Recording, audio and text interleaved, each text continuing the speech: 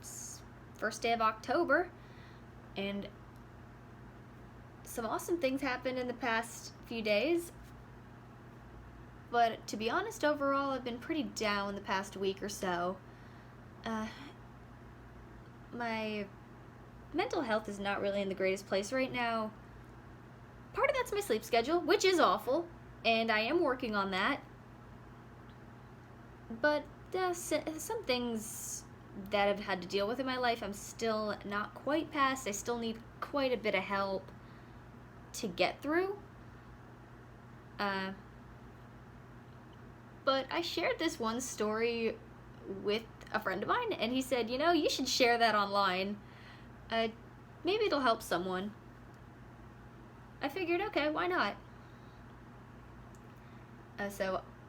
That story's this. I had a stigma against therapy for a very long time. Will admit to being a bit pretentious in high school, in that I was proud of the fact that I was a high achiever. And I did see therapy as something that high achievers don't do. Because my parents, who are very smart, accomplished people, they never went to therapy. They never mentioned it. It wasn't something they ever did. So I thought, well, screw it. They don't need it, neither do I. None of the smart kids I knew went, at least none that admitted it.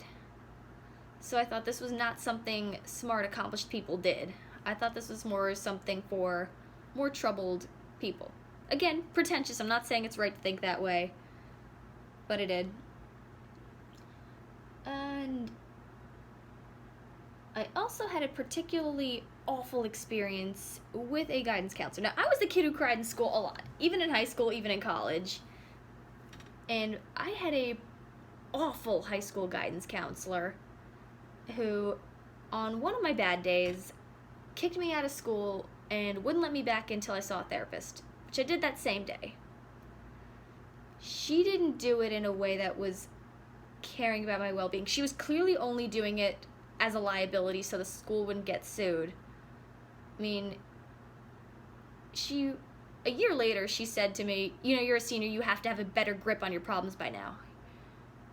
Really don't like that woman.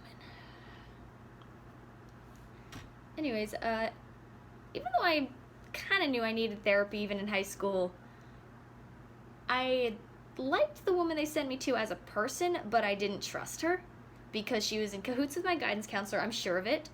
Whether that's true or not, I have no idea. But I was convinced that she was in cahoots with my rotten guidance counselor, and I didn't trust her. I didn't want to tell her anything. I did what I had to do. And another thing that pissed me off about that situation was that I missed the track picture for the yearbook. I was obsessed with yearbooks. I was on the committee, and I also did track. Even though it was my junior year, I was still really, really pissed that I had to miss that picture because of my rotten guidance counselor. So I really associated therapy with that miserable, awful experience. So there's that. I refused to see a therapist for years and years. But then, I'd say, before things got really bad in college, I didn't have a good college experience either, and it was actually worse than high school. But in my second year or so, I watched the pilot of The Sopranos for a class. And the first episode involves Tony Soprano, mob boss, in therapy. Not gonna lie, that blew my mind. But then I did a little research, and I found out that real mob bosses went to therapy. In prison, out of prison, and I was fascinated by that. So I thought, okay, this is good enough for a mob boss. It's good enough for me. So I did start to lose the stigma after that, because really everybody needs help at times, and my parents were really supportive. They view mental health the same way they view physical health. If you're sick, you go to the doctor. If you need help mentally as well, for health reasons, there should be no shame in that. Uh, so I've been in and out for a couple years. Some doctors have been great, some haven't. Uh, you are prepared for that a bit more, I find. Prepared more for to understand that, hey, it can take some effort to find the right doctor for you.